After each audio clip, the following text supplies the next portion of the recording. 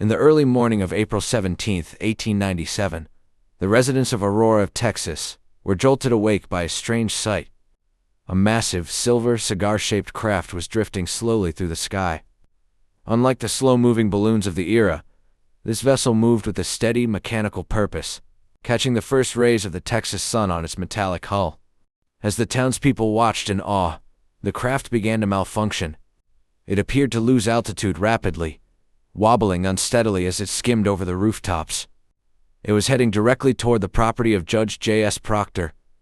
The silent morning air was suddenly filled with the screech of metal and the frantic barking of local farm dogs.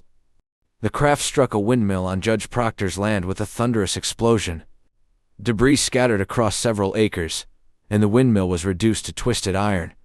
The explosion was heard for miles, sending a plume of dark smoke into the clear Texas sky. This was no ordinary carriage accident. Something from beyond had fallen into their midst. Townspeople rushed to the crash site, expecting to find a pilot in need of help. Instead, they found a scene of total devastation. Scattered among the wreckage of the airship were pieces of a strange, lightweight metal that didn't resemble anything sold in a local blacksmith shop.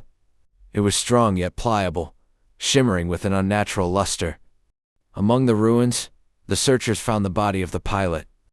To their shock, it was not an inhabitant of this world. The being was small, frail, and possessed features that were distinctly non-human. T.J. Weems, the local U.S. Signal Service officer and an authority on astronomy, declared that the creature was likely a native of the planet Mars. Found on the pilot's person were several rolls of paper-like material covered in mysterious hieroglyphics. No one in Aurora could decipher the symbols, which seemed to glow faintly in the shadows. These documents were collected as curiosities, though many feared they held secrets far too advanced or dangerous for the people of the 19th century. Despite their fear and confusion, the people of Aurora decided to treat the Martian with dignity. They prepared a small coffin and held a funeral service the following day. The pilot was buried in the Aurora cemetery with a Christian ceremony, marking the only known instance of an extraterrestrial receiving a formal burial in a town graveyard. A crude headstone was placed over the grave. It featured a rough carving of a cigar-shaped craft with portholes. For decades, this stone served as a quiet reminder of the day the stars fell on Texas.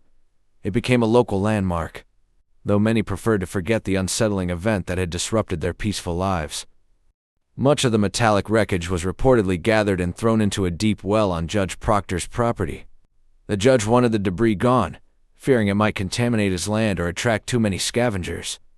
The well was capped with a heavy stone, sealing away the physical evidence of the visitor's arrival for generations to come.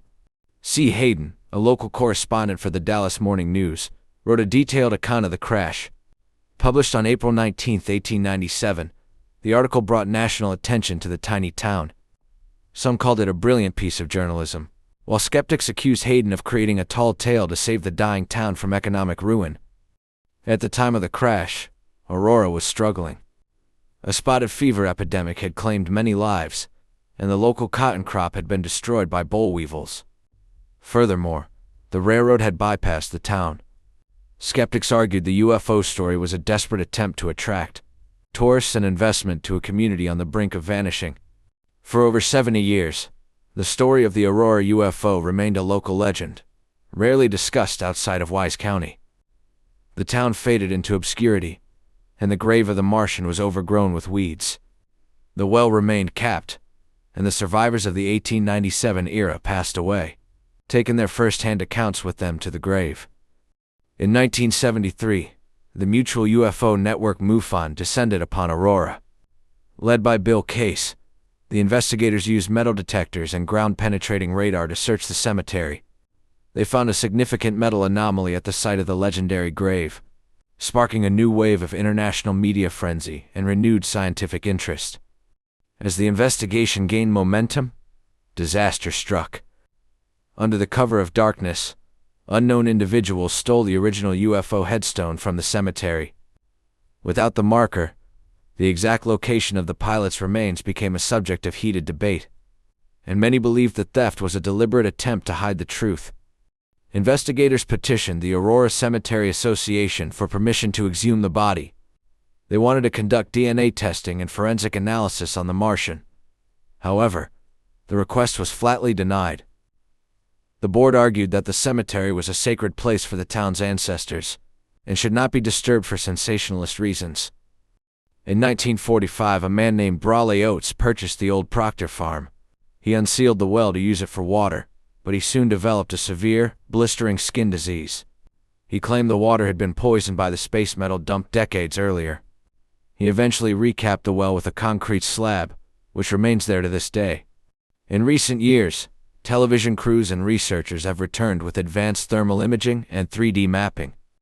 While they have confirmed the presence of metal fragments in the soil near the old well, the anomaly in the cemetery appears to have shifted or degraded, making a non-invasive identification of the burial site nearly impossible. A few small pieces of metal recovered from the area were analyzed in laboratories. Results showed an unusual alloy of aluminum and iron. While these elements are common, the specific purity and ratio were noted as atypical for late 19th century manufacturing. Though not definitively proven to be of extraterrestrial origin, historians often point to S.E. Hayden's reputation as a prankster. They suggest he borrowed elements from other airship sightings reported across the U.S. in 1897 to create a compelling story.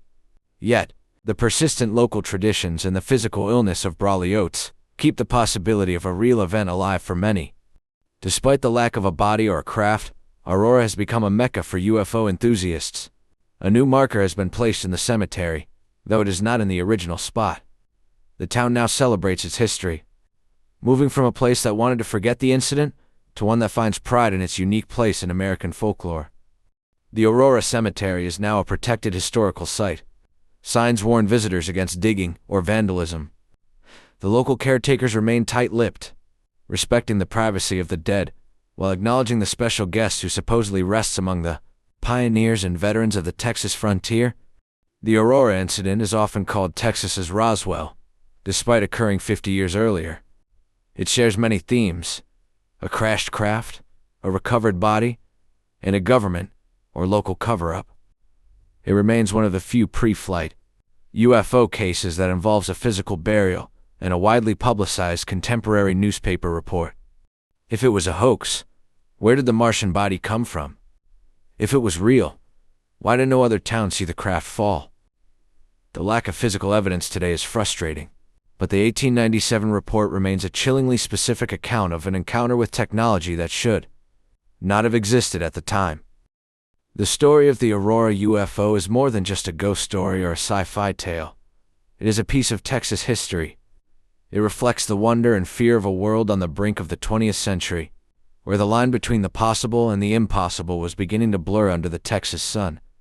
Under the shade of ancient oaks, the pilot of the 1897 airship remains undisturbed. Whether he was a visitor from Mars or a figment of a journalist's imagination, he has found a permanent home in the soil of Aurora. The mystery remains buried, a silent secret kept by the wind and the stones of the Texas plains.